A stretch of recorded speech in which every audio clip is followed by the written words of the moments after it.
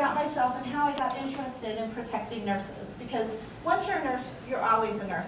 It's in your bones. So when I was a little girl, a little older than my daughter Jillian sitting over there, I was 10 years old. I went horseback riding at summer camp. And I'm riding the horse, and I fell off, and I hit my head. And I was a little confused, dazed, and all of a sudden, this nurse came from camp. And she scooped me up, and she helped me feel better, took me to the doctor to get cared for.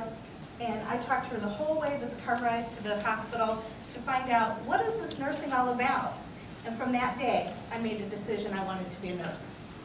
So I went to work at this hospital in California, and one of the patients coded. And the other experienced nurses asked me, could you please go and get some equipment from Central Supply? They wanted me to get some suction apparatus. So I'm like, sure. So I called Central Supply and I said, hey, can you deliver this suction apparatus? And you know what they said? We don't deliver. This patient is dying and they're not delivering. So I felt like there were a couple things in nursing that weren't quite right, like this. You know, why would they allow nurses like Central Supply not to deliver? Why would nursing put up with that? And so I decided I'm just going to make a difference in nursing and change this. So I went back to school, and I got a master's degree in nursing administration and clinical nurse specialist, and I became a unit manager, first in California, and then I moved back to Indiana, and I was a unit manager of neurosurgery over at Wisher, our county hospital in Indianapolis. So I worked there for a couple of years, and I still wasn't able to make a difference. I was like, what's going on here? Why aren't I making a difference? And either in management you conform or you leave. So I left, went and got my law degree. And in my law career, I represent nurses who are disciplined and have to appear before the licensing board. And I've represented over 300 nurses. And like I said, most of them didn't ever think they would get in trouble. So, and I don't know is not a defense. And every one of them said to me, I didn't know this was a problem. I didn't know I was violating the law. And most of this they don't teach you in nursing school. So I came up with this system called G.I.F.S. And G.I.F.S is an acronym. And when you're using your G.I.F.S, when your G.I.F.S are wrapped, we'll call it, you can protect your license and speak your mind and make the changes that you want to make. And I'm going to share some stories with you about nurses whose G.I.F.S, I call it unwrapped. They weren't using all of their G.I.F.S. So here's a case study. Harley was working in a long-term care facility that had ventilator patients. And there would be, when a call light went off, it would go beep, beep, beep. But when a ventilator alarm went off, it could be because the oximeter on the finger came off, or it could be a problem with the ventilator. And it would go beep, beep, beep. So Harley was sitting at the nurse's station and with 3 other nurses. And he's listening to the beep, beep, beep. He's facing towards his patients, and it's none of his patients' alarm going off. So he waits a couple seconds, and then he asks the nurse, he turns around and he asks the nurse, is that your patient? Do you need some help? And she said no. She says, I've got it. Another minute goes by, beep, beep, beep. And she goes ahead and he says, and the beep stops. And then it starts again, beep, beep, beep. And Harley's like, what's going on? But she said she'd take care of it. So what do you think happened to Harley?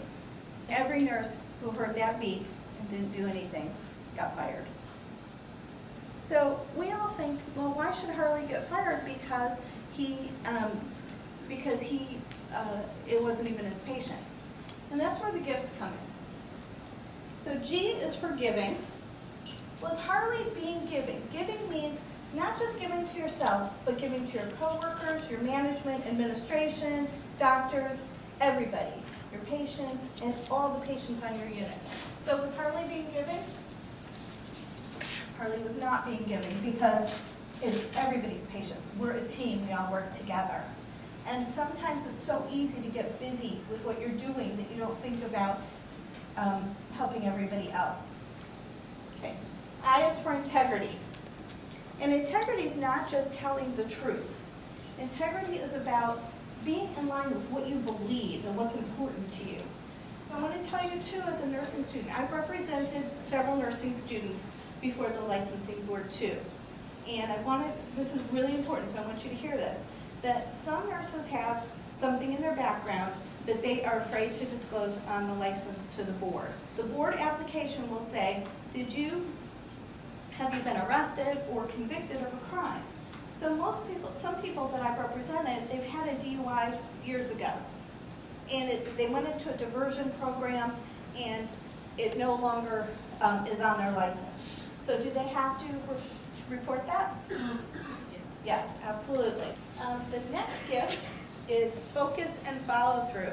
And this is so important in nursing because that's all we do all day is we have to be really focused on our patients, find out those signs and symptoms to do our evaluation, and we have to follow through. If we give a medication, we have to make sure it's effective. Okay, T is for trust. Trust your gut.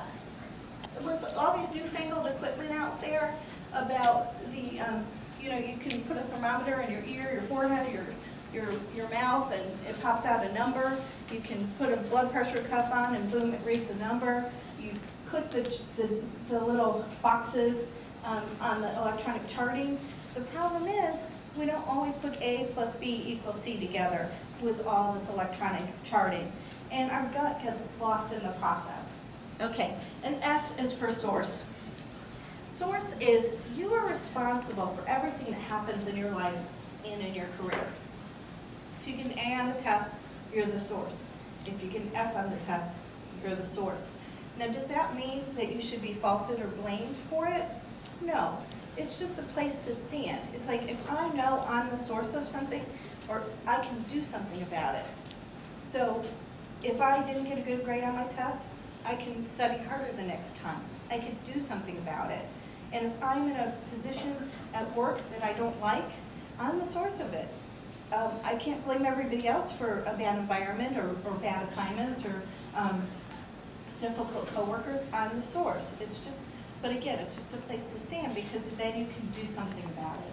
So when you stay in the gifts, that will help protect your license and allow you to speak up and make the difference you want to make in nursing.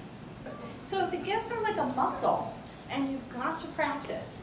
You've got to practice using those gifts. We all have them. They're inside of us. I'm sure all of you are trustworthy and integrity, and you're trusting your gut and being the source. But it is like a muscle. You've got to practice, and you always have to be conscious of, am I using all my gifts? So you guys can be part of the solution, not part of the problem. You guys can be the change agents in our profession. You guys are our leaders, and we need you. We need every one of you to stand up and be part of this nursing profession, but speak your mind so that 985 people don't have surgery on the wrong site.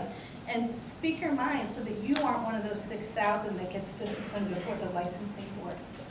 It's up to you.